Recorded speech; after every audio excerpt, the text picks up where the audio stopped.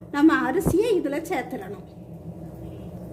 இப்போ இந்த தண்ணிக்கு தேவையான உப்பு போடணும்னா 2 டம்ளர் அரிசிக்கு இந்த ஸ்பூனுக்கு 2 ஸ்பூன் உப்பு போடுவேன்.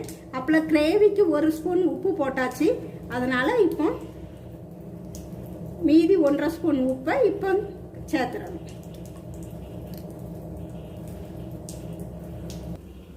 தண்ணி நல்லா கொதிச்சுட்டு மசாலா நல்லா ஒரு 2 நிமிஷம் நல்லா கொதிக்கட்டும். அப்போ தான் இந்த தண்ணியில் நல்லா மசாலா சேரும்.